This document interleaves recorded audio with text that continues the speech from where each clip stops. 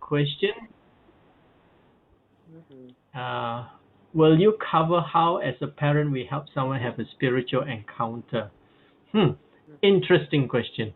I guess we will cover it in some way or another because everything that we do, we are always thinking of how we can point people to God and help that person encounter God. You know, Mhm. there is no, I don't believe there is a fixed step of taking people to the Lord. We just have to walk by faith and whatever we do, expose them to the Word of God and let the Holy Spirit take him from there. Um, the worst thing we can do is interfere with the work of the Holy Spirit. Mhm. And when we and so whatever we do, especially with even children or with what we just point them to God and leave them in His loving hands. We pray and we rely upon that. But thank you for that question. Yes, we should always be aware that whatever we do, we must help people, point people to God and help them in any Mhm. way that we can to have a Mhm. spiritual encounter with Him. Yeah, thank you very much. It's a very good question. Thank you, Don, for that question. Um, Today, we are going to have to truncate certain things, so I hope you will be able to follow along. I will not have the time because seeing that we have only two more sessions left, I would like to cover today the whole area of transitions. Yeah, transitions, especially in the area of parenting. And I think some of you who were in the session, introductory session, will have heard some of these materials, but I will go in a little bit more detail. And then we will go and start off on what I call hot potatoes for parenting. That means the issues once we transit from childhood to adolescence, and somewhere between that time, we will need to encounter some of these hot potatoes. So hot potatoes, if you hold it, you are going to burn your fingers a little bit, but don't drop it all the way. Yeah, just hold on to these hot potatoes, flip it around, and hopefully it will come true. And whoever we are trying to help will uh, come true for themselves too, by the grace of God. So we're going to what we have done thus far. We have done three biblical principles. Yeah, three big biblical principles, um, which involves parenting. Number one is parenting according to the gospel. So we really need to parent according to the gospel, and the gospel uh, is is how we should use the message to guide our parenting. And we have seen how we should help to engage our kids or our spiritual children uh, in the gospel using the dialectic method. We must not presume that just because they hear messages in church or on YouTube or whatever, that they understand and that they know the gospel. So we did that in the first part. The second thing is the second biblical principle for spiritual parenting is the basic issue is not behavior, but always what is going on in the heart. Yeah, it's not the external actions that we are trying to control. In any way, we should never try to control people. We should let God deal with them. But our tendency is when we are parenting is that we try to control our children with the law, and the law always addresses outward behavior. Now that is not the best way to see transformation and change in our children and in our spiritual children.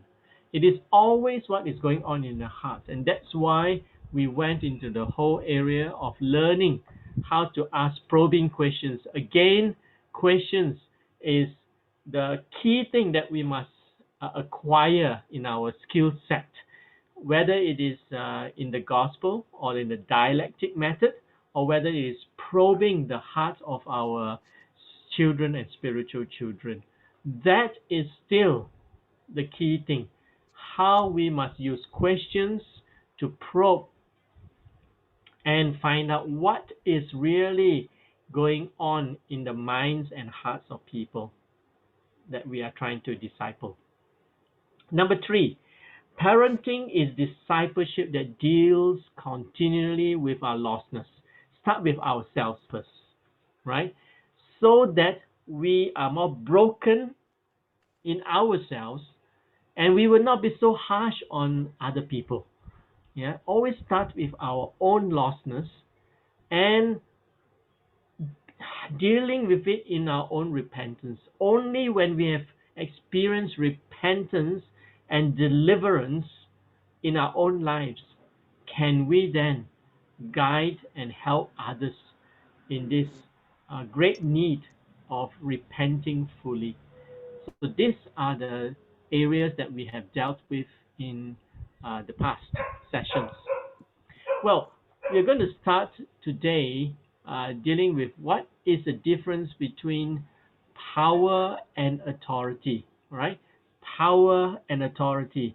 And I guess you all have, because you're in for the Pentecostal areas of faith, you all will have heard these two words used consistently before. Yeah, what is power? What is authority? Is there a difference? Or are they the same thing? How does this apply then in parenting? Yeah. So this is just two very simple words. I'm going to put you all into just two groups. We're going to just spend a little bit of time, okay? We don't have a lot of time to spend in the small groups today, but we will try to spend some time together. Okay.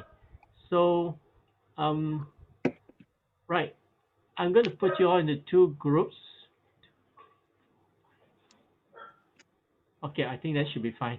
We'll just go into our groups very quickly and just discuss what in your own, from your own understanding, power and authority, are they the same thing or are they different? If they are different, how are they different?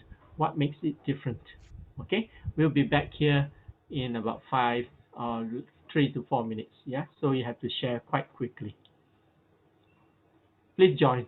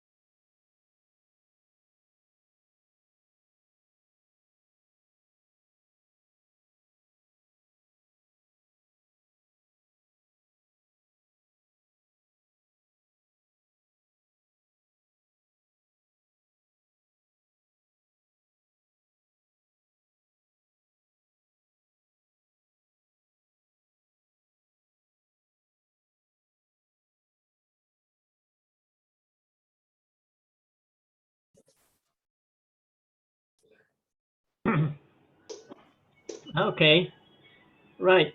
I hope you all had just had some time. Dear, do you have anybody to report for you? Yeah, dear Deborah. Oh, Deborah again.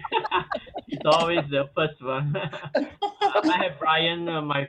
In the, what I call it, the front of the shooting range. Okay, right. Who wants to start? Either Deb or Brian. Go for it, Brian. Thank you so much. So, in our group, what we discussed was that they were different. Power and authority are different, and like it's something that we've seen in the Bible in many places. And authority, we said that it's a responsibility, and it comes from above, and it's given down, and it's what we need to move things. And then power also comes from God, but it's more to like affect change, so what we discussed. Did I miss anything, Pastor? Yeah, fine. Sounds good. Yeah. Deb? Yeah. Okay, ours was very similar. That that power is more of an individual thing that we work in and we influence others, while authority is more of a legal, legitimate thing that's given to you. And so they are codependent in some ways that, you have to have some power to have authority and vice versa.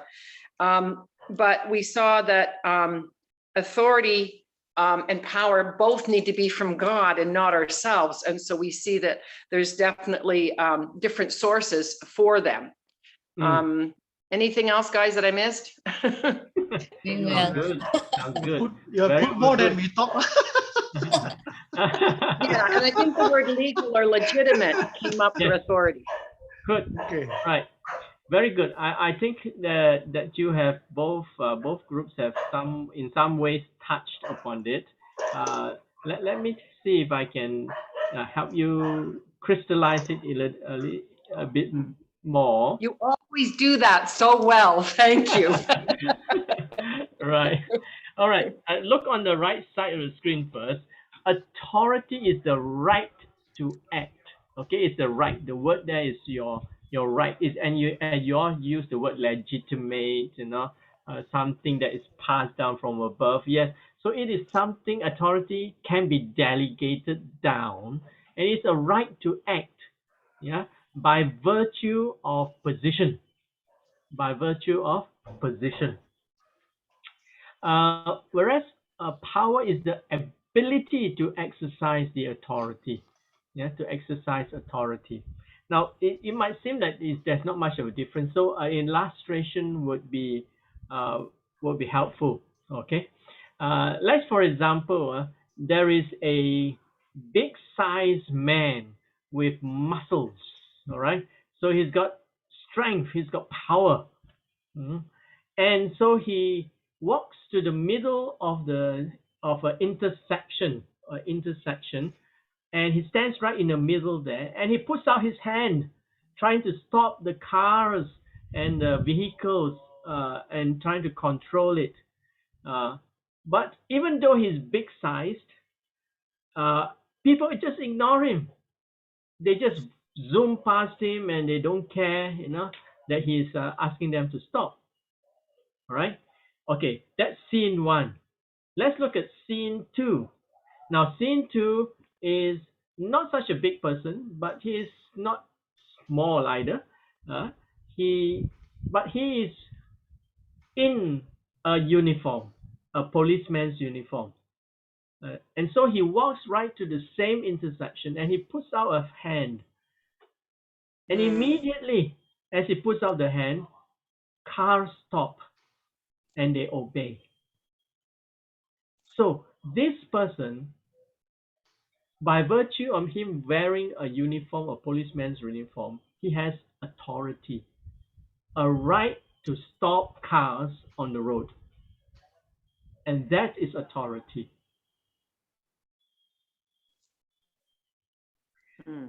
Power is the ability to exercise that authority. Okay, so like, even though a person might be a very thin person, but he is given authority, he can exercise it, and that is the power. That is the thing that comes across and then brings into effect. All right, but people can reject authority, and that's where principle number 4 about parenting is very important. It sounds like a bit jarring when you read it, but it is the truth.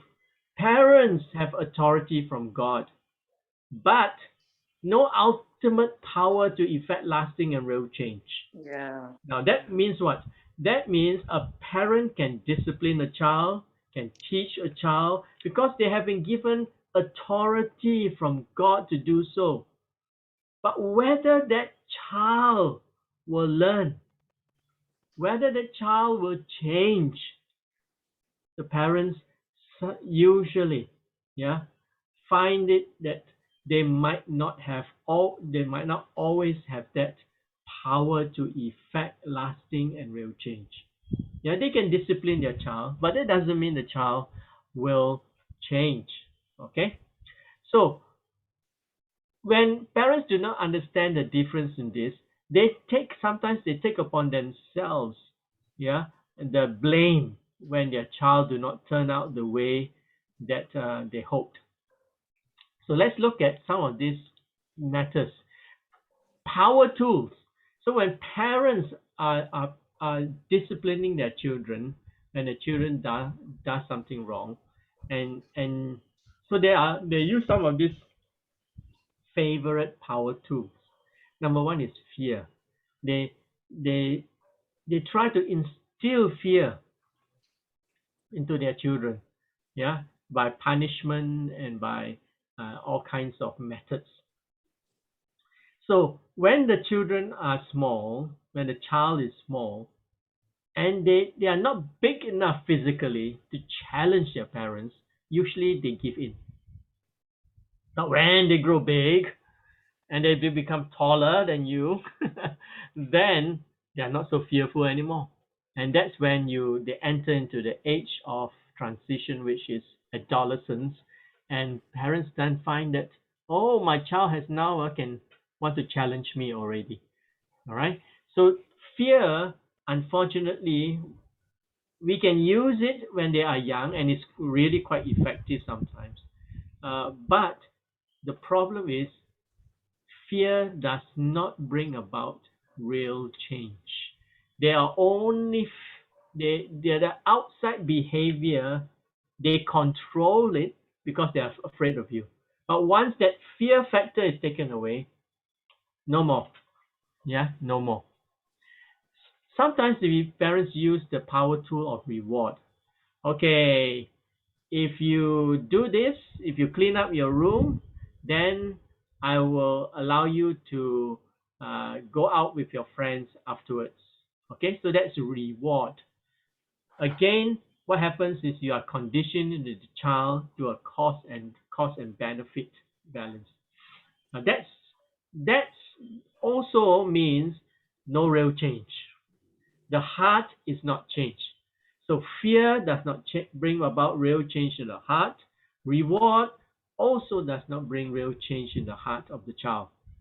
Shame might cause them to have this horizontal guilt towards you, but no vertical guilt with respect to God. And we know that only when we repent before God will there be lasting change. Yeah. If they are just horizontal guilt with men, they will manipulate the guilt and it might be gone. So this is what we mean when we use power tools like this.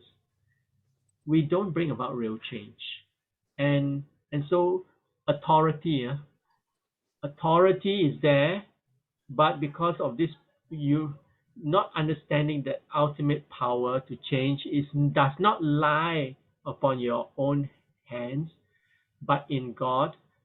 Then that's it. So here we find that the practice of godly discipline is very necessary.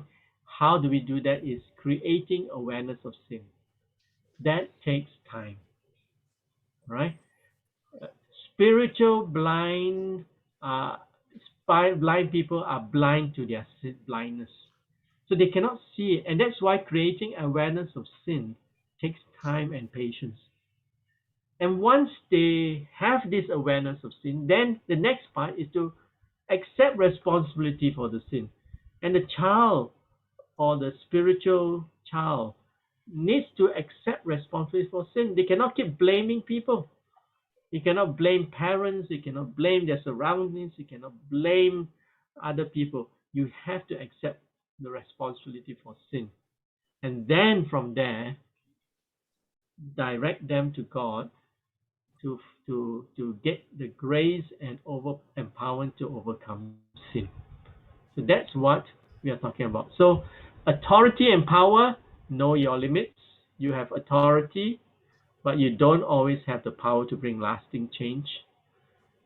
Shepherd the heart and always point them to God, because that's where the ultimate deliverance happens. Okay, so this is something, authority and power, something that we have to know. And so there are four principles then that we have touched upon. Parents have authority. The fourth one is we added to the first three. Parents have authority from God, but no ultimate power. Some power, yes.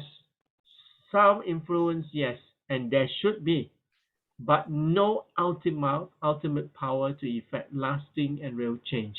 That lies on the purview of our Lord and God to deal with. So these are the biblical principles that we have dealt with, and we are going to go now into the next part, which is parenting through transitions.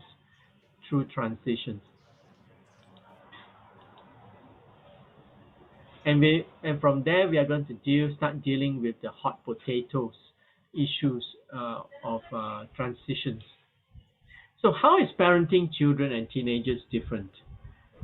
This is a very quick question, and we're going to go into our groups and just talk about this a little while, just to get into that whole topic, into this whole topic. How is parenting children and parenting teenagers different? Why? And especially for you parents who have gone through that part, you can just share how is it different for you when you take your child from childhood and then to the adolescence and teenage phase. How different was it for you as a parent, and why? Okay, so we're going to go into our breakout rooms again. We'll be back in a few minutes.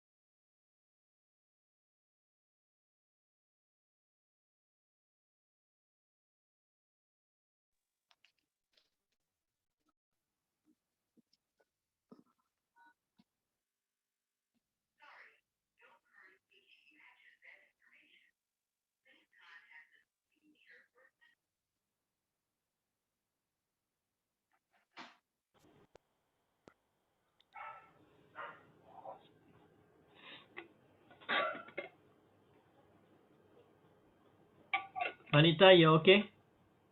Yes. Can you all Okay. hear me? Yeah, can. Okay. So you just give a brief roundup for that. So Vanita Okay. is going to report, and who else? Kwayo? Kim. Kim. Right, good. So Yeah, go ahead. Kim, good, doing good job. So from my group, what we gathered is they are different children and teenager. Parenting is different because children, they're not independent yet. They listen to what their parents say. They don't have the mind of their own, and they just take orders. They don't have much reasoning powers and all that as teenagers do. And I've also suggested there are a lot of factors that influence teenagers. Yep. First of all, is they have more experience in life than children. They have more years in them, and they're exposed. They go to school. They have peer pressure, and they start reasoning out, and they even start questioning about God. About different parenting, and they also are independent on their own. They're already independent. They Right. think they're independent. Yes, and also I was saying that the hormones has a lot of influence. The raging hormones. Yeah, the crazy hormones. It's driving them, to do things in peer pressure, and their hormones are Right. driving them to do things differently. Right. Okay, good. Kim, you want to add Okay, anything? from our group, of course, bringing up children and teenagers is a world of difference. Yeah, as for children, we mentioned about the trust factor because they are more reliant. They had to rely on parents, Yeah, no choice. so no choice. So they, in a sense, they become more teachable, Yeah. and they also accept what you say. They won't be able to question a lot because they don't know so much. Yeah, and for teenagers, as I say, that they are on a journey to develop their identity, Yeah. so they can disagree with you on matters. Of Wow. course, because they are also exposed to environmental Yep. influences, peer pressure, and a lot of times they also can rebel. So, which means the relationship with parents can become sour. Yes. So, one of the good things that was mentioned was that we need to give them freedom to make decisions. And in the transition, they can make mistakes, but we have to give them some boundaries to abide by. True. True. Very good. That's I all. think that those are excellent points from both Vanita and Kim. And if we combine them together, that's a lot of things that we can take and understand about these two phases of parenting in childhood and parenting in teenagers. So what we find is that definitely we need to transit in our parenting style from childhood to adolescence. If we parent adolescents as a child, you are asking for trouble. All right, you are going to get into fights and frustrations will reign in the family. So let me now help to add on some things and put on some of these things. Why do you think the dreaded teenage years happen? People always look at it and say teenage years are troubling years. I don't know what got into my child. And this picture, they roll their eyes at their parents. Whenever their parents say something, they just roll their eyes. That's a typical thing. Now, what we need to understand is that the teenage brain is actually under construction. Okay. Now, what do you mean by this? Well, it is like this. When a child is born, the brain starts growing and it reaches about 90% of its structural size by 6 years old. Okay, so the brain grows, and the brain is a central controlling area of a person. That's where you think. And so it grows until a 90% structural size. And then somewhere between, and then it stops. And then from somewhere between 11 for girls and 12.5 for boys, the brain starts growing again to full size, all right? To full size. And that is when the change in the adolescence happens, the teenager happens. It is because the brain is going through renovation. Now, if you have ever renovated a house, and I have, when I moved into this house, oh my goodness, the mess, the dust, the chaos that it brings into the house and to your life is horrendous.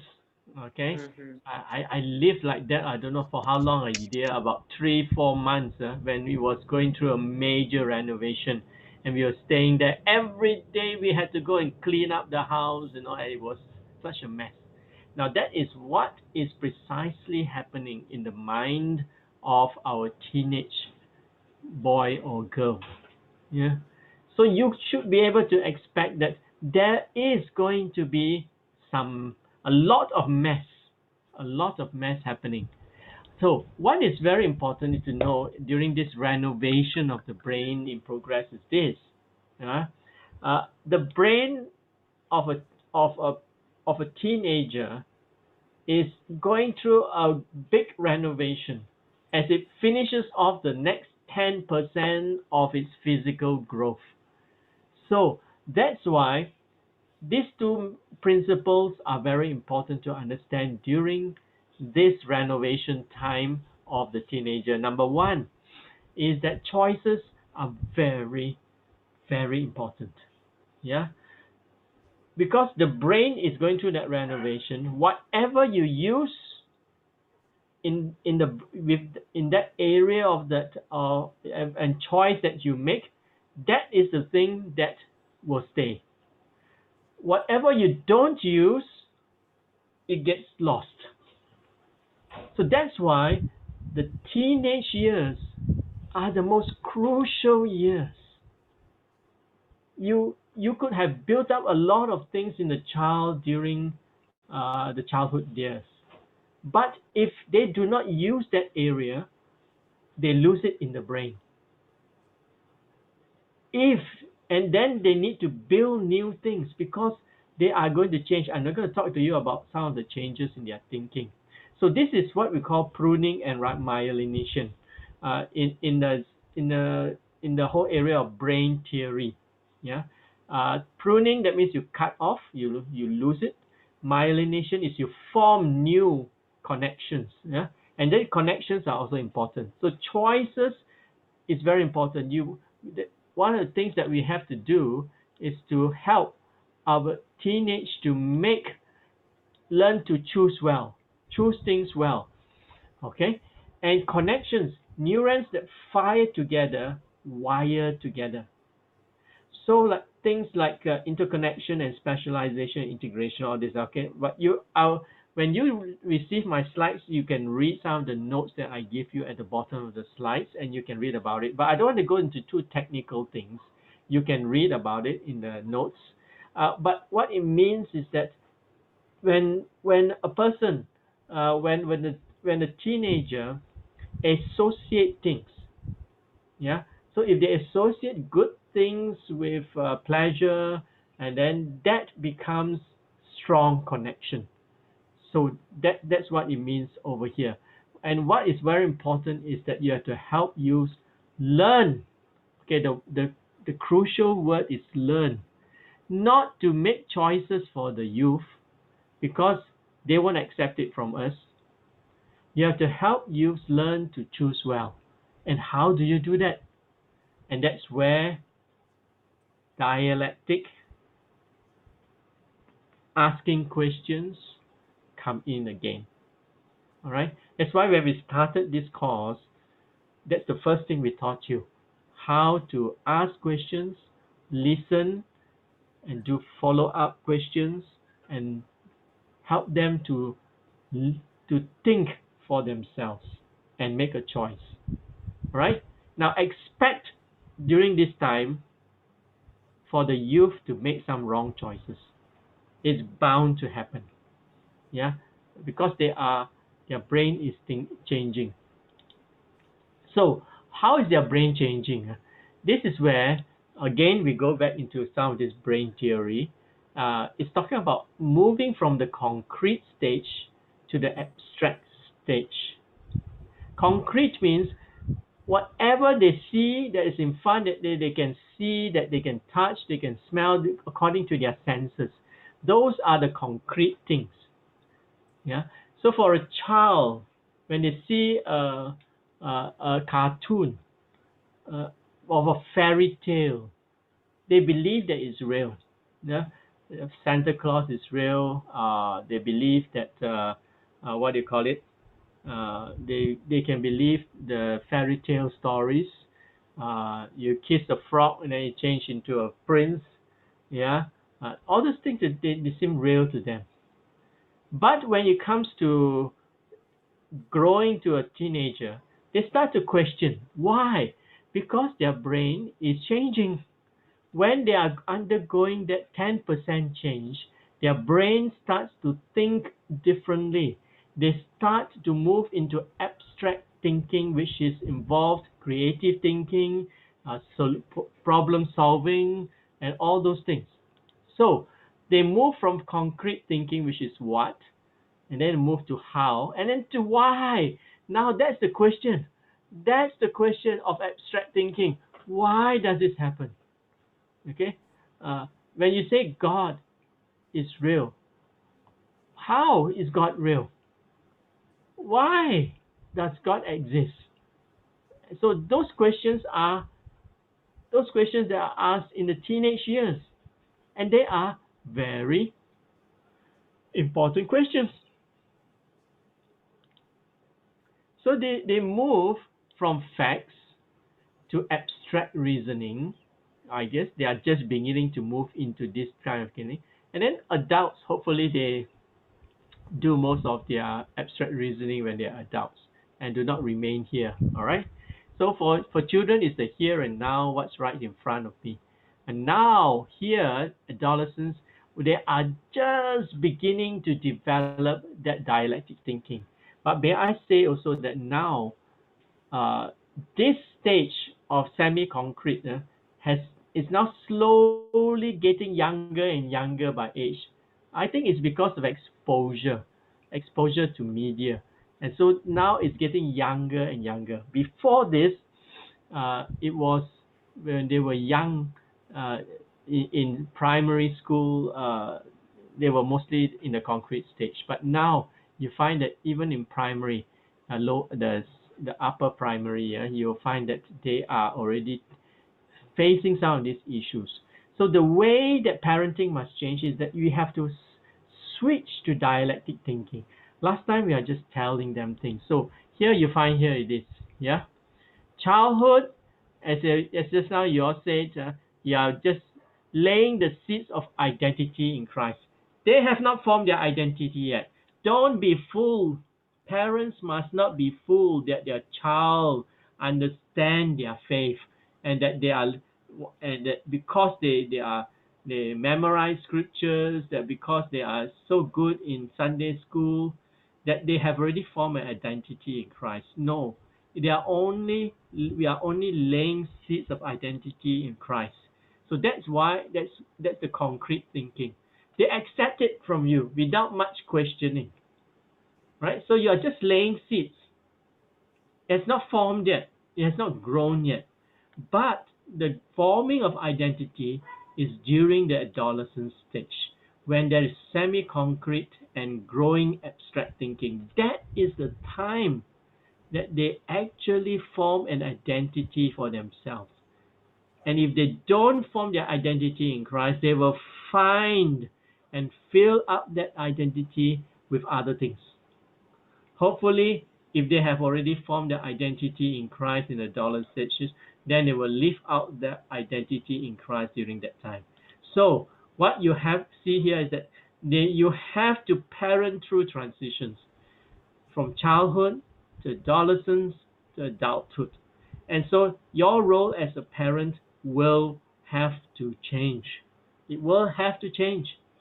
You cannot parent the childhood way in the adolescence and especially in the adulthood stage. So in light of this, how should our parenting style change when our children transit from childhood to adolescence? Now, this is principle number 1, and I hope this was given by Dr. Jim Burns, and I find that this is excellent principle for transition. He says parents must move from controlling, that's the childhood stage, to consulting in the adolescent stage, the teenage years. And then they need to move from micromanaging to mentoring. So you see there's a big change here. Last time parents used controlling. They used the power tools, fear, bribery or rewards, and guilt. So they try to use that. So and then they think that because those tools work during the childhood days, they also use they will use it during the teenage years, but it doesn't work as well because by then the thinking of the child has changed. So now here you find that then you move to consulting. You need to be consulting the people, the youth. So controlling to consulting, micromanaging means you deal with every single thing for them. You do everything for them, as a child, which is wrong anyway, But you micromanage every single thing. You are controlling it, and then from there, when you reach the teenage years, you need to transit to mentoring. So this is the first principle: controlling to consulting, micromanaging to mentoring. So what this looks like is that in the childhood, you guard and sow. You guard means you protect the child, and then you sow the seeds. You teach them as much as you can from the Bible, from the Word of God, and then you preach to them. That's the primary way in which we teach children. But when you go to adolescence, please reduce the preaching. Now you start pointing them, you guide them by asking questions, and then you show them from an example of your life, which will count much more, and you point them. Keep pointing them in the right direction. If you start preaching again, you will see the eyes rolling up again, the teenage favorite pose. Oh, there she goes again. Oh, there he goes again. All right? Now, when these adolescents, when they leave home and they move into adulthood, that's when you change from galvanize them. This means you strengthen them, support them, and you be them. You be there for them when they need you. That's presence. So you change, you transit from preaching to pointing to presence in the whole thing. So this is because they also change in their abstract thinking. Okay? So what is the important thing? The principle number 2 for transitions is good and edifying communication is the best method for healthy transitions in parenting. So that's why when they are young, learn to talk to them. And then when they transit into teenage years, there's greater likelihood that we will be able to communicate with them. And the dialectic, respectful way of asking questions, probing the heart, as we have learned the last time, would be most helpful. So, edifying communication.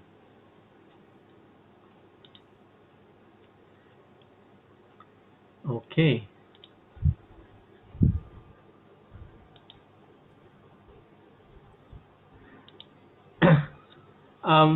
Now, when I've now completed that part, I'm going to move in. If there's any questions, if you would like to ask any questions during this time, this will be a time before we go into a time of intense discussion together. All right. So now ask whatever you have done, whatever you have heard.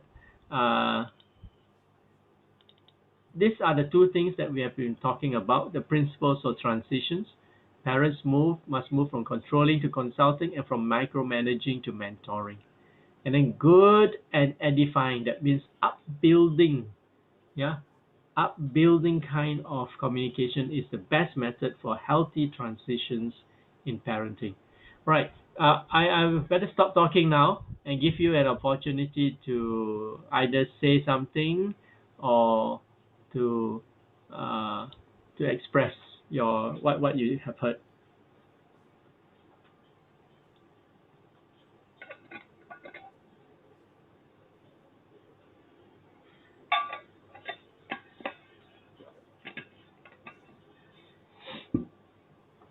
Does it make sense? I can actually see this played out in my own life where the Lord allowed me to go to a Christian high school and I had to move away from home to go. But I longed to know more about the gospel. So in its own way, by the Lord putting me into a Christian school, he gave me what you're talking about, that identity in Christ, because I wasn't going to get it at home. And so I see that transition for him was his guarding over me to bring me into that identity. And I solidified that identity. So by the end of high school, I knew who I was in Christ and I was going to hold on to that.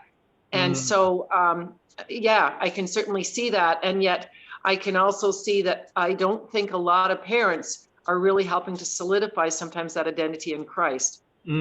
So that is huge, and certainly see it played out in my life. I appreciate that, Deb. You know, when the children changes and go through that phase that they always say the dreaded teenage years, actually it must not be seen as that. No. It is something that your child must go through to become an adult. You know, that period of time when they go into a spin-off, that is because it is absolutely necessary for them. When they start questioning things like, why do we have to go to church? Right? I think teenagers ask that question, is it? Before that, they say, "Oh, we love Sunday school. I love to go and collect my star points in Sunday school." And then they go into Sunday, and then they go and become a teenager, and they say, "Why do we have to go to church? Why can't I just stay at home? You all go. I stay at home, and I want to watch TV or do something else." Parents go ballistic during that time. And they go back into the mode of childhood parenting, which is what? Preaching. Yeah. They go into preaching mode and they start talking down to their youth. You think they're going to change? No. And that's why the parenting style has to change. You have to know that it's not like they have thrown everything away. It's just that they are questioning everything now because their brain starting to ask questions, the why questions. And parents, if they don't see that and they don't know that their child's brain is changing and renovating, they go ballistic and they look at this stage as negative. Actually, we should not look at it as negative. It is the opportunity for us to help the child make their own choices. Whether they are going to accept Christianity, their faith in Christ, is absolutely crucial during this stage. And that's why every time they question anything, we should take it very seriously and listen to them. So the first thing we must do during that stage, and just now Dawn asked, how do you lead someone to to encounter God, the first way is you must listen to them respectfully. Yeah, they are not a child anymore. They are a teenager growing into adulthood. So we listen to them, even if we do not agree with what they are saying. We listen to them respectfully, that they have a right to choose. And they will exercise that right, whether you like it or not. If not now, later. If you force them to go to church, they will exercise the right when they leave home and go to college or wherever. They will opt out of going to church because you forced them without listening to their reasons, and we did not help them to process their faith and their choices. Yeah. So we ask them. That's why the dialectic method is absolutely crucial to teach parents, yeah, to listen instead of jumping the gun and start preaching. We have to listen and find out why they are questioning their faith. What is going on in their mind, and especially what is going on in their heart. Parents have such a great role to play in this. If they can do this, they will have helped their child transit through that period of time of renovation in their brain and move on to adulthood. Forming an identity in Christ is a delicate process for parents because you cannot force it now. When in childhood you can force, but in teenage years you cannot force because they will start questioning everything we say. Right. Okay.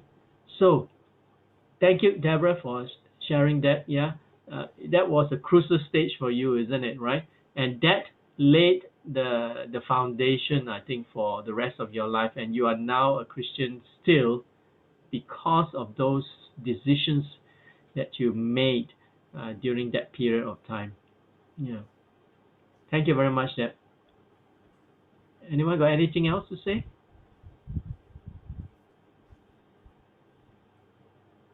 Just to say, knowing parents find that just sharing what I know from other parents having difficulty with their maybe this is a little bit out of the scope, but I don't know. I just want to bring it up. Parents, when the children are with them up to teenagers or even up to, some of them stay with the parents even beyond the teenagers, and they go from transit from a normal school, and then they go into colleges or university where there's more freedom out of the sight of the parents. Okay, parents that I know has sort of said, and I even know the son, for example, a son or a daughter has been very well behaved in church, very well, very obedient to the parents.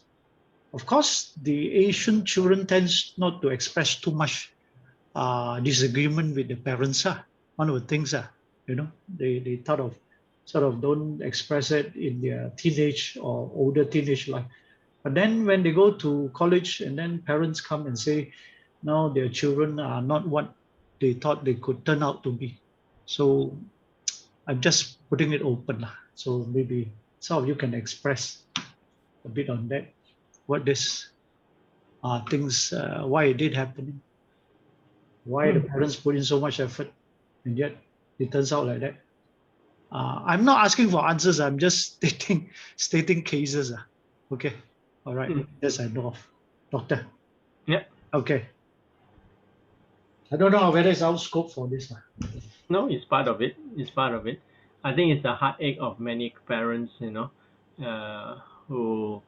some of them are very involved in church and fine Christians, contributing, but their children go wayward during that time. I mean, just look at Billy Graham's family, you can tell. Uh, Billy Graham's family is not your perfect picture family, okay? Right?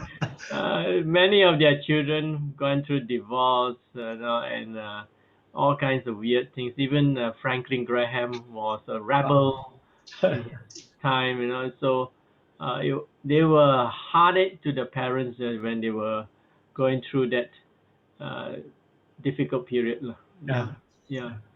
So I know myself also of parents who are just broken-hearted because they have given so much to the Lord and to the church and served them, but now they see their children wandering away from the Lord and not walking with Him, not going to church, not serving Him, and rejecting their God. So What it is some a of the doctor, what some of the things that you do suggest that might be something parents like this can do during the teenage, don't know what to check, sort of checking with their children. Maybe they didn't do certain areas which need to be a bit more, in the sense, more important to check lah. Okay. Rather taking for granted. Oh, my child, okay, Yeah. okay. Didn't say anything, didn't Yeah, rebel. there are probably two Ah. things that I would say. Number one, don't protect the child too much. Let them go through stuff during their teenage years and point them to God and say, you need to pray to God and ask God to help you in this. Don't save them all the time from stuff that they have to face, so that they learn to trust God. I don't know whether I told you about this, but I think I did. About how two girls who were brought up in fine Christian families. Their parents were leaders, and when we talked to them and asked them, what would you have liked to learn more during your teenage years, their answer was that to trust God more, because when we were growing up, our parents were so good, we did not need God. When we have problems, we go to our parents. They are so good, they solve it for us. So they never learn to trust God for themselves. So number one is to let them go through stuff themselves and trust God. Don't always save them immediately. And number two, don't wait for them to ask questions. You ask the questions. Yeah. Because when you ask the questions and you listen to them, you give them the right to tell you what they think.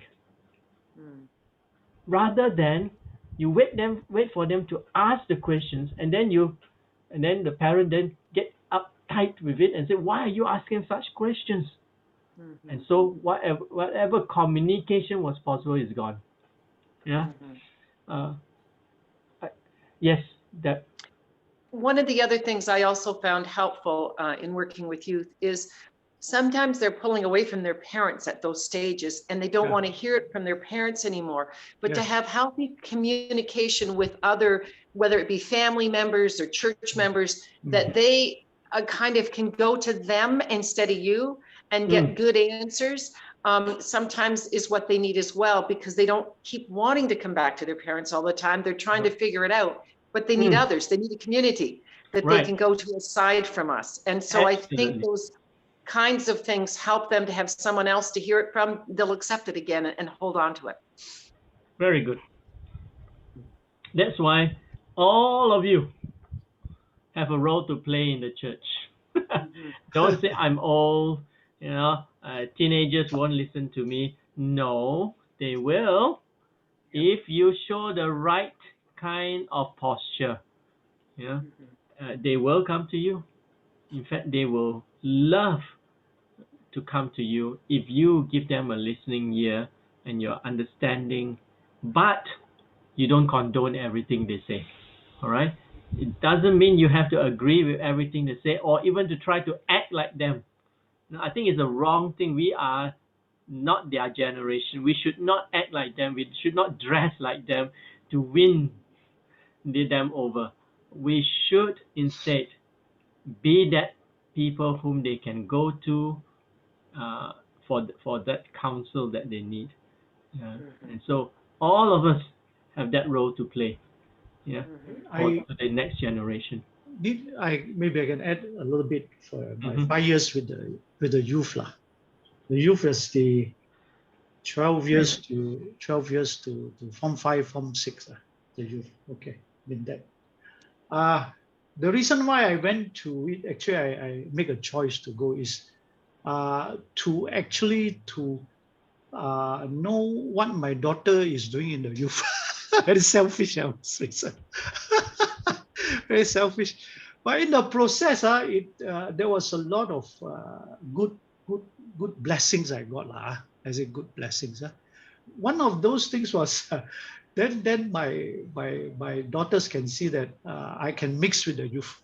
I can mix with the youth. So they become more open lah. If I can mix with you guys, it is not. Then the other thing, the second thing is, I also learn from them lah. How does youth think and behave to a certain extent? Okay, the two main points. Yep. Okay. Absolutely. I think we need to do that. We need to go and mix with them. Yeah. Yes. Don't expect them. You stand there and then you expect the youth to come and talk to you. No way. Right. No. So you need to make the first move and go and talk to them. Ask them. Be curious about the things that they think about, the things that they accept, the things that they are learning, and things like that. Just learn from them. It's no harm. Yeah. Okay. Now we are going to move into some area which I call hot potatoes in parenting. Don't drop these issues when parenting in transitions. All right, there are going to be some of these issues. I'm going to throw it open to all of us to talk about, discuss together, share your thoughts, and these are very practical matters. And so from this session now onwards until the last session, we are going to just deal with all these hot potatoes one by one. Good. All right, and discuss it. And you will know what they are. There are going to be issues like the first one we are going to talk about is going to talk about gadgets and screen time. Okay, this is a big one now. It's a big one now, not only with youth, but also ourselves. Gadgets and screen time. When? What? How much? Okay, so we're going to talk about that. Next time, we're going to talk about other issues like BGR, vulgar relationship. We're going to talk about some of the stuff that influence youth, their role models that they look to, and things like that. Okay, so let's start with this one first. So the question I want to ask you, hot potato number one, the use of gadgets and the internet. When should we start with children? You look at those pictures there, all right?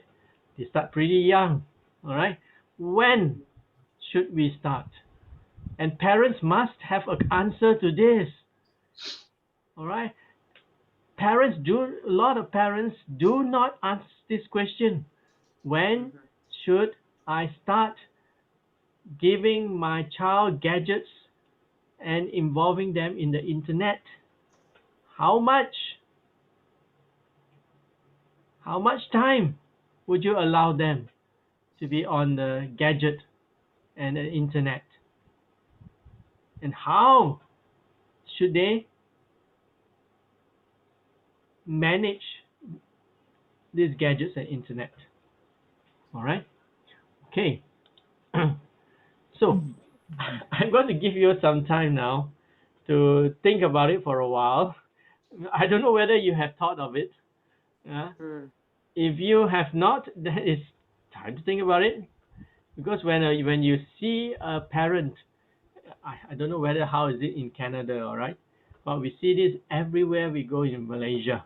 When we go out and eat, you will see a parent and a baby right in front of the baby is a tablet Mhm. playing a cartoon, and the baby is fixed onto that gadget. Mhm. Nothing else matters in the world. Only that what's happening on the screen captures the child. Should we do that as a parent?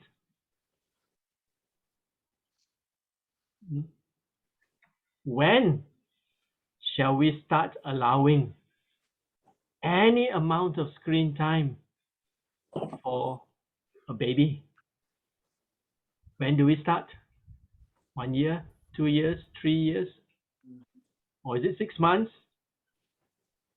We have to have a question. So let's go and go into our breakout rooms and just share for a while. Not a lot, because I'm more interested to get you back here so that you are ready to talk about this.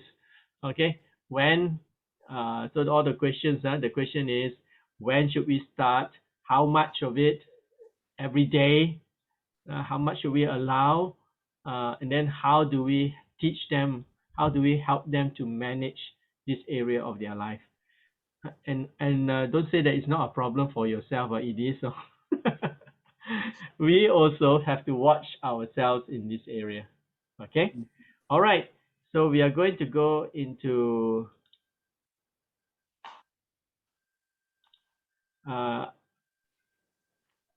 our breakout rooms and talk about this for a short while. Come back here.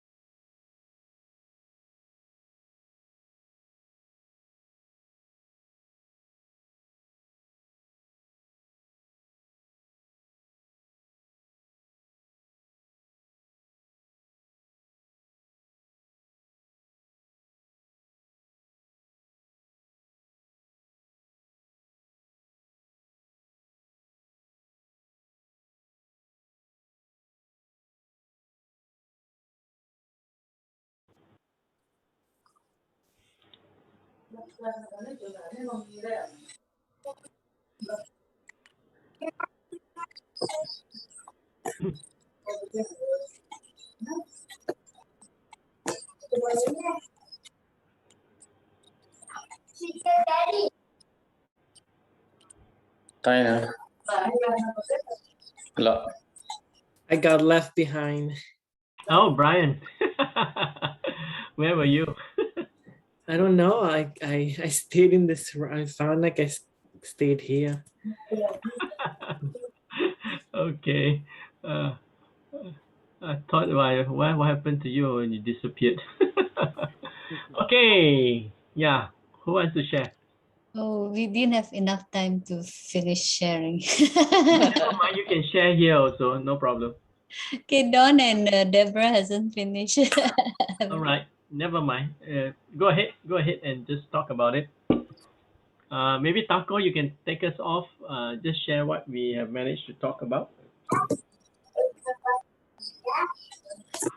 Okay, we have in Nepal and all over the Asian countries, kids, they are in their very small age, the parents give or they allow to have gadgets, and they are with English rhymes, and they are learning rhymes. So the parents feel proud and they're happy. And the kids, they are having all the time gadgets, and they enjoy Tom and Jerry, the cartoons, and the other games. And when they grow up like 4 or 5 years old, 6 years old, they watch cartoons. And when they are grown up like 8, 9, 10, 11, 12, then they start in the gadgets all the time with Free Fire and PUBG, the games. They play games on it.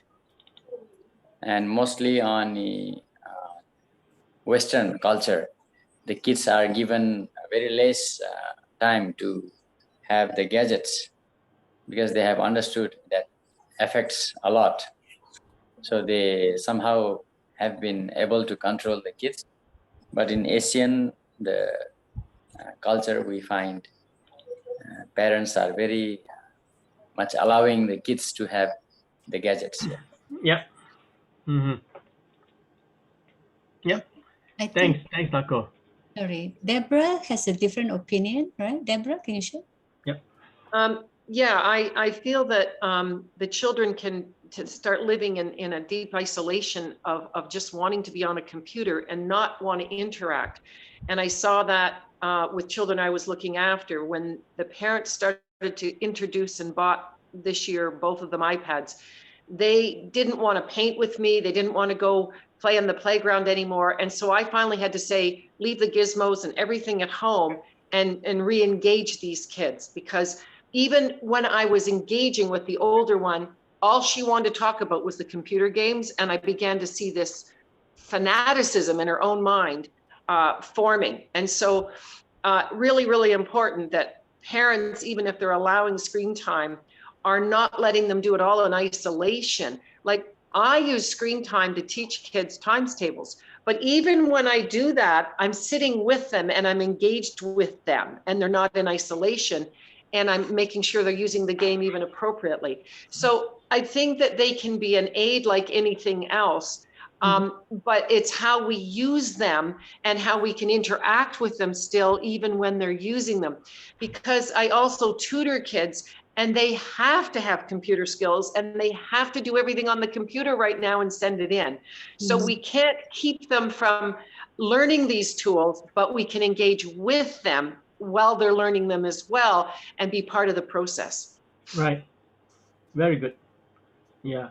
So it's a matter of how we use these gadgets now, you know. We are not living in an age where we say drop everything and don't allow them, don't prohibit them from using it 100%. I think that is not the way to go about it now. Yeah. We need to understand how it functions and how it works. Yeah. Anyone else want to say anything before we move ahead? Dawn, you have something to share? Sorry, we didn't hear you.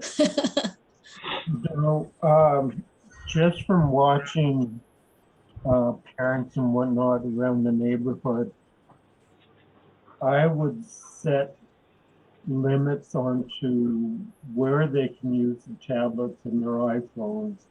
I do not agree to going to a restaurant and everybody sitting there and playing with their phones when they should be interacting as a family.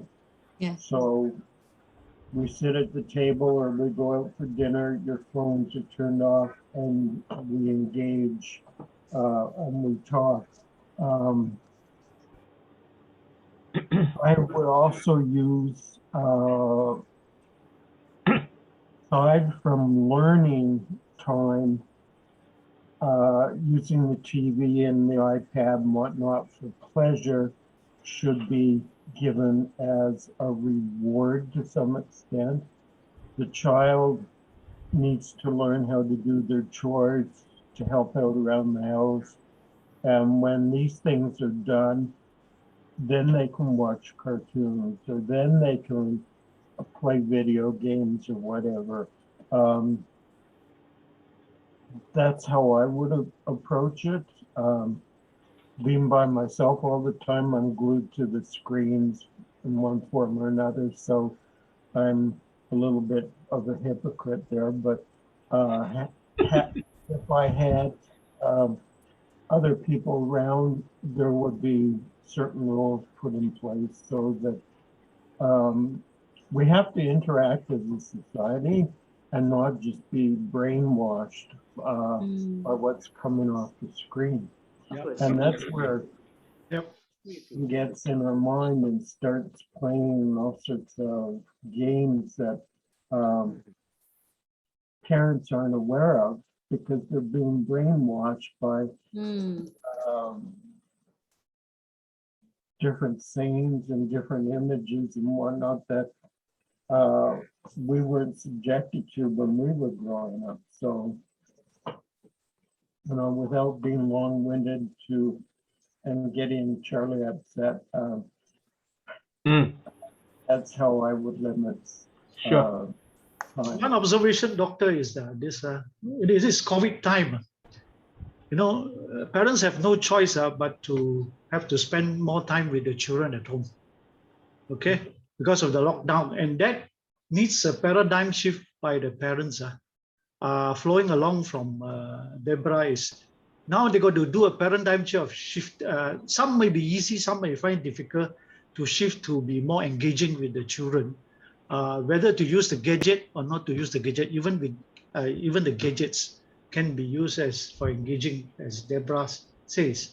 So parents have to do a paradigm shift, and no choice, because you have to. Yeah. Yeah.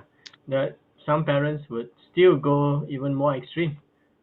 Just put them in front of the TV and then let the TV babysit for them, you know, for all the long hours, you know, or then they yield to giving them the computer to play computer games, and the children get deeper and deeper into it. Well, that's one thing that you can find.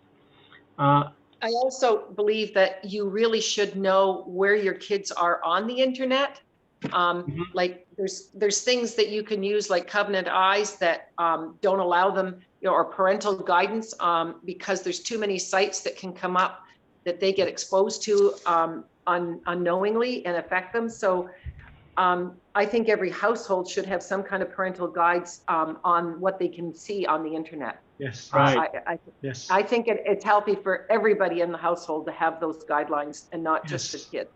Yep. Very good. What was the one that you were saying? What was it? What was the protection? Covenant Eyes is Covenant one that, Eyes. Yeah. yeah, Okay. and they will report any screen time that doesn't fit the parameters, so that you're aware right away the same day that they've done that. Good. Okay. Let's keep that in mind. Covenant Eyes. It's good. Well, this used to be the playground scene we used to have. Now this is the playground scene that we have. This is the playground. So Yeah. true. And is this a scene in your home? We can ask the parents. Yeah. You can't blame the kids when the parents are doing this also. All right. And here the poor parent is wondering in what planet the children are, everyone is just disengaged from her. Look at the eyes of this child. That is the epitome of concentration. Yeah. Everything else is shut out from his Yeah. eyes. This I kind- think yeah. I think children should not be like that. They should be like carefree and running around. Right. I mean, yes, some screen time is okay, but it Yes. should be limited. And like Deborah said, parents should be engaged with their kids. But I think a lot of parents they look at the iPad and TV as a babysitter. They're like, oh, I'm gonna get them the electronics and the gadget to babysit my kids so that I can take a break. Yeah, take a break. And for me too, I'm guilty because sometimes I spend a lot of time on my phone because like it's just society, and I don't want to spend time on my phone that much time, I should say. But it's so like addictive, and I'm like watching the news and messaging people and checking Facebook. So there's so many things on the phone these days, doing my banking. It's like my whole life, right? So Yeah. I want to like distance myself from it. Yep. Well, that is how life is right now. You cannot leave home, like in Malaysia. You cannot leave home without your handphone now, right? Why? Because you need to scan whatever shop that you enter with your phone. So it is not just an option; it is a necessity to get anywhere.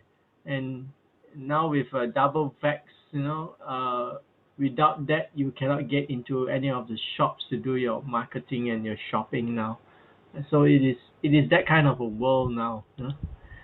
So questions. Look at these questions that what we need to ask parents. Do you have clear guidelines or policy for screen time for your child or your children? Wow, that if they say yes, then you should ask them, what are your guidelines and policy? Does everyone in your family know explicitly or clearly this policy? If they say yes, then you ask the child, what is the policy of your family? Do you all stick to this policy, or is it just for the children? Does it include the parents? Do you enforce this policy on yourself? How many hours do your children spend on the internet or media every day? Every parent must be able to tell with almost definite answer. They must be able to tell how many hours. How many hours do your children spend in playing online games? That's also important to know. It's not just that if they go to the internet that they are doing some of their schoolwork. How much time are they playing online games? What type of online games do your children mostly play? If they can't name Challenge it, on the field. sorry, No, if they can't name the online games, then they should. They must know what their children are playing.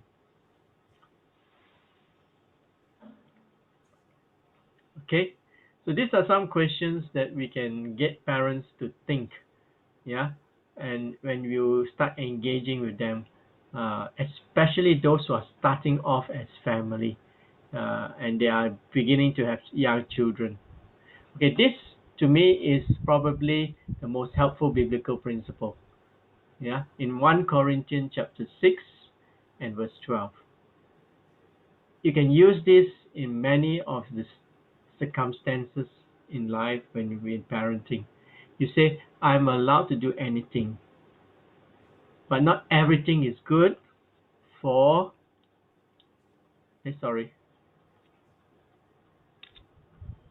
but not everything is good for you.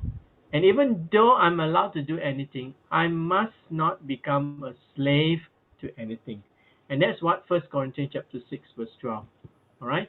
So let's read 1 Corinthians chapter 6 and verse 12 fully, and mark it in our Bibles, and especially tell parents, memorize this scripture and use this scripture when necessary.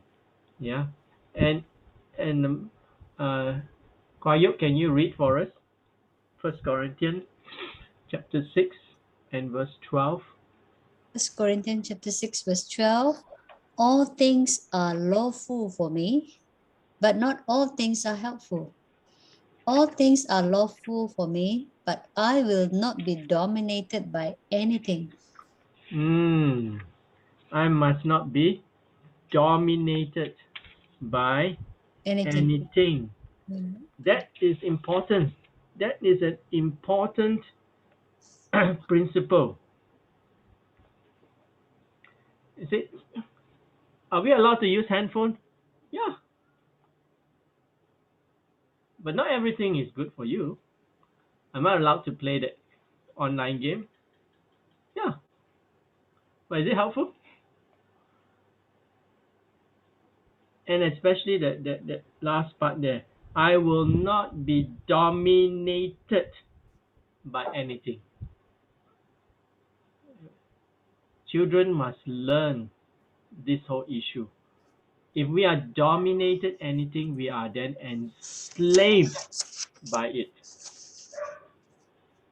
And so this is something that we have to think about and help others to maneuver it. So the principle number 3 is many things are allowed, but not everything is good for you. This is principle for transition that I find probably the most important that we can pass on to our kids and help them to make choices based on that. Many things are allowed. Not everything is good for you.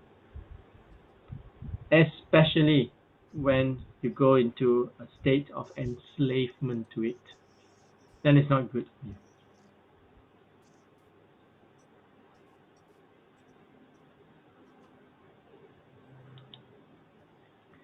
All right, these are some of the effects. Y'all can look at this more. Digital addiction and domination. These are some of its effects. One is self-centeredness, and you know this is true, the me, When they pick up a gadget, when the kids pick up a gadget, it doesn't matter who is around them. This really is very tough, when you give a gadget to children, and then they start ignoring all the uncles and aunties. I mean, in an Asian culture, this is very rude,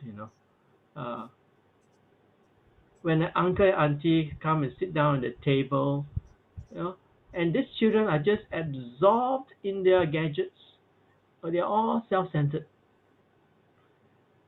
They don't look up, and even when they say, okay, call uncle and auntie, they look up, uncle, auntie, then go back into that. That's not respectful. To me, that's not respectful. Then they go, and digital addiction leads to attention deficit, and there's a shallowness in connection with people. So of course, like just now, it was said, would you let any stranger into your house and let them interact with your child? You should ask parents this question. Anybody, just open up the door, Anybody wants to come in and talk to my child, please do. That's what's happening with the gadget. Are your children being taught by strangers who come to your house every day? You should ask them this question. If you don't allow that, then why are you allowing them, any Tom, Dick, and Harry, to go and teach them through the gadgets? Right? And you will be surprised, Steve Jobs, the one who has passed away, the Apple guy, yeah, he was a low-tech parent. He did not give his children a lot of gadgets. He didn't. And he was a founder of Apple. And look at this. I'm convinced the devil lives in our phones. This was written in the New York Times article. All right.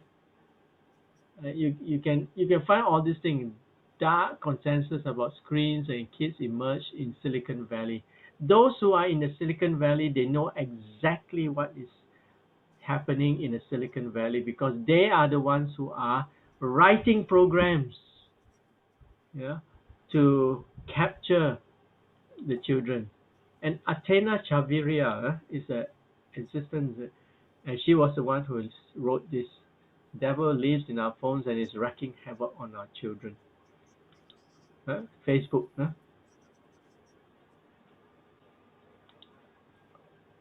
Chris Anderson of Wired, he says this: on the scale between candy and crack cocaine, it's closer to crack cocaine. The addiction to screen is very close, much closer to crack cocaine than to candy addiction.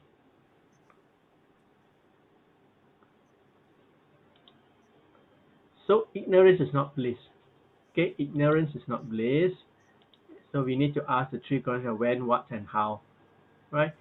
And we need to engage parents to think about these questions: when, what, and how. Let's talk about this when first. The media used by children should, if you can Google this, you can search for this, and it is a known thing that pediatricians, yeah, and psychologists, they recommend that children should not be given screen time so much when they are younger than 2 years. No, recommend should urge you to avoid television viewing for children under the age of 2 years. So when, that's what they are saying. We are not me, okay?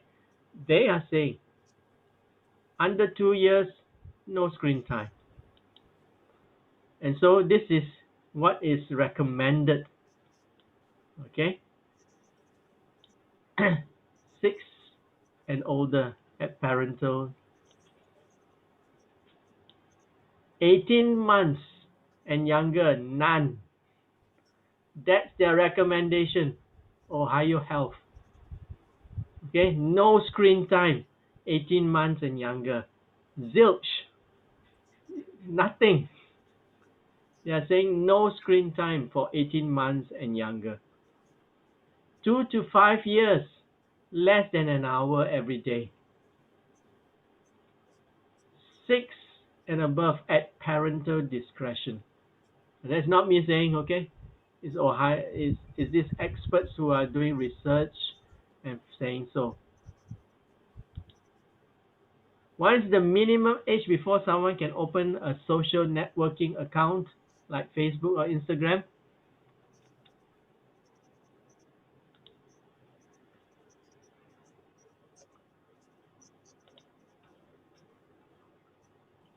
What's the answer?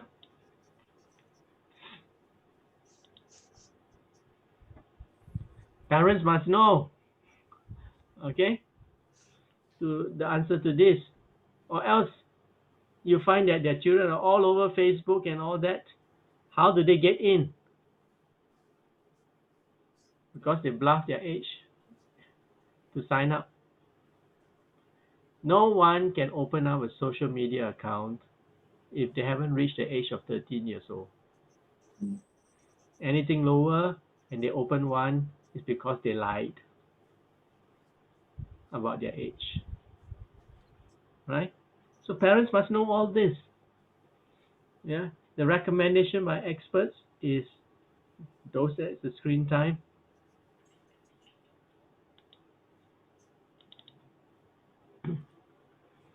Okay.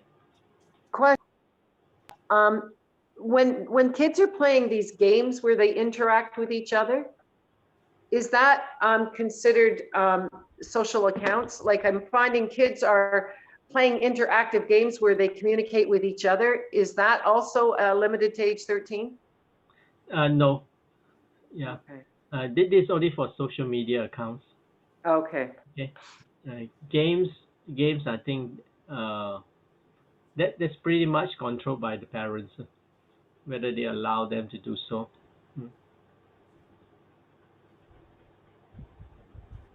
Yeah, because when they open up their accounts on social media, you must put your age, and so if you put anything less than 13, you will be rejected, and so even kids know that.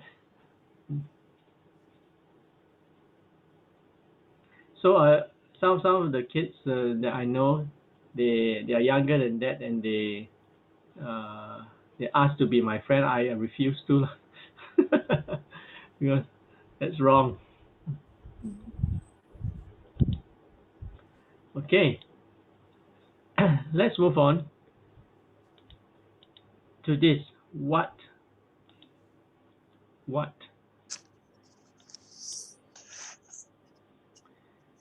So let's talk about this, the ABCs of handling social media well.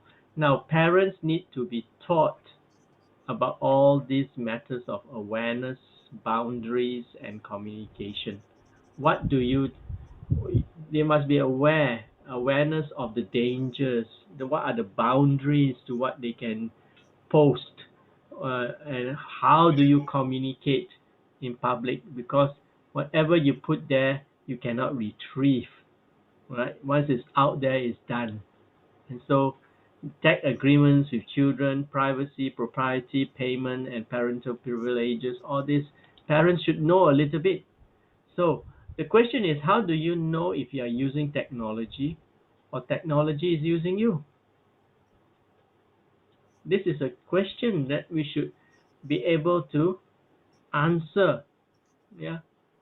Especially when we are moving, the kids are all moving into this gadget age. Yeah. How do you know if you are using technology or technology is using you? So let's hear from you all. How do you know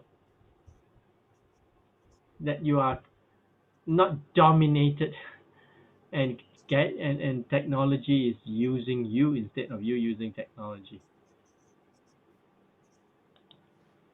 How would you say?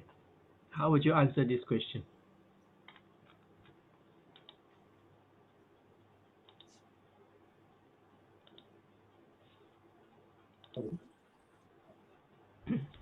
I think it would affect my priorities. If I'm finding I go straight to my iPad or phone for social media games or whatever, instead of seeking the things that I need to prioritize, my quiet time with the Lord, my devotionals, my relationship with family. So I think that we all have to examine our own sense of this, and it's going to be different for some than others. I've had to learn to be on the computer 5 and 6 hours a day tutoring, and it's driven me crazy. And so then I don't want any part of media after that for the rest of the day, because I'm tapped out. So I would prefer not even to be on that much, but because of COVID, I've got a tutor online. But yeah. But at the same time, I have found myself on Facebook too much as a way of communication because of isolation. And so I've picked up the phone more and gotten away from that to communicate in real life, even though we got limits. Right. Okay. Good. I think that's a very good thing. Priorities, whether it has taken over as top priority, and you go to it for your relief all the time. Anyone else? Yes, I like to add in, with this pandemic, all doctors' visits were on Zoom. you know. So it looks like, you know, I was going crazy because I have to check my calendar every day. I keep forgetting, you know, I have to have doctors Zoom. You know, this is what's happening in America, you know, during the pandemic. Yeah. And now they've taken advantage of the Zoom. Everybody, doctors want to do Zoom because they get paid the same, you know. So they're taking advantage of the Zoom and saying, because of Delta variant, you know, I just received a note from my general GP. Now I refuse to even go and see him, and I just pick a doctor who I can see face to face. You know, so people are making use of the pandemic and this Zoom and getting the same kind of fee. You know, this is some kind of abusers, you know, that I have noticed. And also, I've seen that I myself are now on Facebook and WhatsApp so much because of the pandemic, you know, and people are just beating around the bush and using this as an excuse, you know, not to meet each other and not to waste their time, sit on a Zoom and then get paid. You know? Yeah, so I noticed this too, you know, taking advantage of the situations. Yeah. For me, I use the time is, as in Corinthians 12:6, you know, it's purposeful. It has to be purposeful. No, helpful means, I mean, covers purposeful. So sometimes it's longer, sometimes it's shorter, depends on the purpose. Okay, good. Purposeful and intentional, priorities, times. Very good. I think it will be helpful for us when we talk to people about this. Okay. Now, I'm going to play you a video. I'm not sure whether you're able to watch it. Tell me if it doesn't come onto your screen, okay? It is by Dr. Lynn Gribble.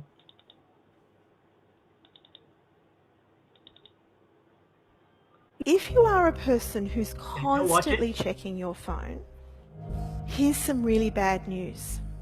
It's increasing your anxiety. It needs to be larger. We also know that what happens is that often people check their phone because it makes them feel busy, because we can't actually do two things at once. What you can do is start one and then quickly flick to the other one, quickly flick back. And then you go, get home, and you just got to calm yourself back down. So if you've ever finished a day and felt like your brain is like cotton wool, all those times when you think to yourself, now where was I up to again? All those moments when you think to yourself, I went to bed, I thought I got a great night's sleep, and I've woken up and my head's just a little bit foggy. You don't have the space to settle down all those synapses, neurosystems that are just on hyperdrive as they're trying to process things. So the problem with multitasking is you're actually microtasking and you're wearing yourself out. While you're busy doing something, you actually don't have the space to be innovative and creative. What we see is often we say things like, a goldfish only concentrates for 9 seconds. Here's the bad news. The data suggests we're only doing 8. Frightening. Why is it frightening? Because in 8 seconds you can't do anything that's creative. You can't have that innovative thinking. So if the data's telling us it's only 8 seconds, even if you can concentrate for a minute or two, you're going to be better off. This is just a case of practice. When you notice yourself being distracted, bringing yourself back. What happens if you actually just turn your phone off? So here's the thing. Try setting your timer for 20 minutes and saying whatever I'm doing, I'm not going to stop for the next 20 minutes. You'll be surprised how your brain starts to fire, how your deep thinking comes out, and you'll find solutions you never thought were possible. You'll be surprised how much you get done.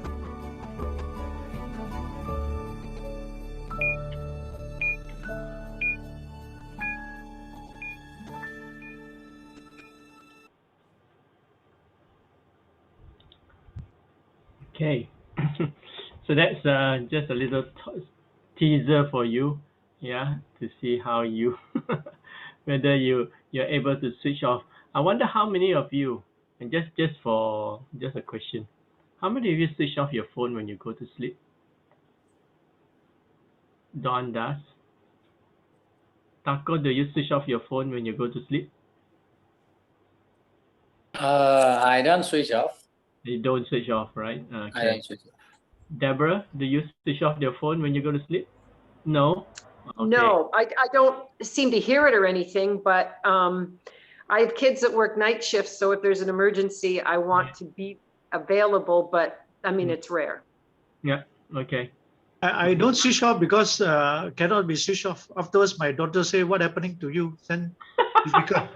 Okay, so the only thing I switch off is to save the battery is the WhatsApp application, the Wi-Fi application. Okay. Okay, so But at least you should switch off the sound, you know, else it goes ding, no, ding. I don't switch off the sound because if they call, then anytime, then I sometimes even the daytime.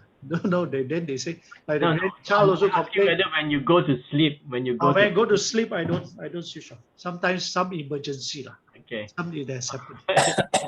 It's interesting. Yeah. For me, it's very difficult to switch off because we are in the two different worlds. You know, I'm sleeping and they're awake, and in any emergency with my family in Malaysia, you know, I need 24/7. I need to, you know, listen to the phone because I've got a 88-year-old mother. Okay. All right. I'm just curious, Tony. I'm just curious, you know. And you know, sometimes we are compelled to switch it on, you know, and leave it on. Some people, because of work, their bosses say you cannot switch off your phone, you know, and they are not allowed to because of work basis. You know. Yeah. True. So that's one thing. Okay, we are about run out of time already. But let me just point out a few things. Just this is, I think, is very important. But you can look at the rest of the things when I send the slides. But the effects on our brains by hyperconnectivity. Just look at this, all right? Well, this is how our brains are being trained by our smartphones. We are now skimming or scanning, leading to shallow understanding. So when we are reading an article on our iPad, all right, or the screen, what we are doing is that we are not really reading. We are just skimming and looking at important words. Okay, and the scary thing is, if we use our iPad to read the Bible, we do the same thing. We skim and scan the Bible, right? And that's scary because then we miss out on actually listening and reading important things. And then this training us to continually switching, looking for hypertext and adverbs that leads to being constantly distracted. So when we see something, even though we have not finished the article, when we see something interesting, we tap on it, click on it, and then we go there. So we are continually switching. Then there's this multitasking that causes us to be unable to pay attention to the task at hand. That's what the doctor was talking about just now when she was sharing. Surfing and staying online that makes us not being present to others and God. These are the effects on our brains by hyperconnectivity. So finally, what can we do about all this? This is what regulate together. Regulate together, work together on some of these things, convince, agree, give and take, build, practice together, and alternative activities together, monitor and celebrate. Now, I won't go through everything. It's there on the slides there, all right? How you convince one another that what's happening to our brains we need to be aware of. Secondly, we need to agree on certain things, give and take when you discuss in your family about the policies. Keep phones off the makan table or the dinner table. Practice respectful phone etiquette. No phubbing. Have you heard of phubbing, the word? Phubbing?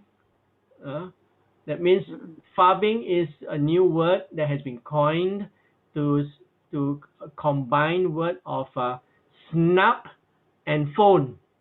So you snap people because of your phone. So it's called farming. So when you are at the table with somebody and the person is just looking at his phone and not talking to you or not paying attention to you, that's called farming. Right? It's a new word. They had to coin this word for this new kind of situation. So no farming, especially when we are at eating table and when there are uncles and aunties around. Connect with people. No farming. Do not go to bed with your phone. Okay, that's what people have been said. All right. And then live wisely. Read through this. Okay, when I send it to you later. It's not smart to dump your junk in the digital world for everyone to see. Oh, this is big, this is big.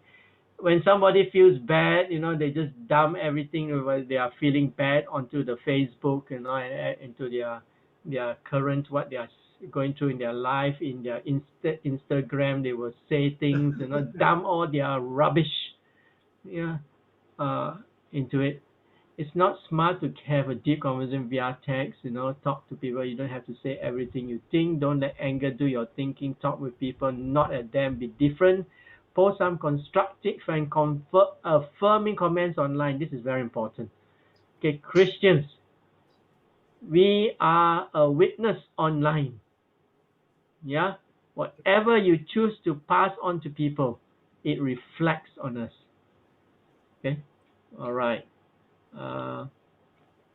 Okay, just do read this one, okay? At the bottom here, just read this story when you get it. Brain food and jump. It's about how a parent dealt with how to help the child to decide on some of the games which they should or should not retain. Okay, and then alternative activities together as families. Okay. And then monitor and celebrate whatever you have decided as family, and learn to regulate your screen time together as a family. So this is something that young parents need to do slowly, but eventually get this done. But you need to agree first as a family to move towards that. Okay, so that's the first hot potato. All right. We're going to go into other things. The next one we're going to deal with is entitlement. That's a huge thing. Entitlement. How are we going to deal with entitlement issues with the next generation? Okay. All right. Okay. Can I ask Taco to pray for us and end our time together? Yep. Dear Father, we thank you for this wonderful time, learning and discussion, and all the things that we could digest and we could learn in this manner. Lord, we thank you for this gathering, and whatever we discuss, Lord, we will we are realizing, we are, Lord, going to apply in our lives. We thank you for this moment, Lord. We thank you for your enough grace in our lives that we can apply in our lives. Amen. That whatever we discuss and learn, you help us to teach others and to motivate, to encourage, and to let people learn from this, that we will teach others, and people will be much more benefiting. Lord, we thank you for this moment. We could come together. We thank you for the technical, all the supports and all the things that could work well.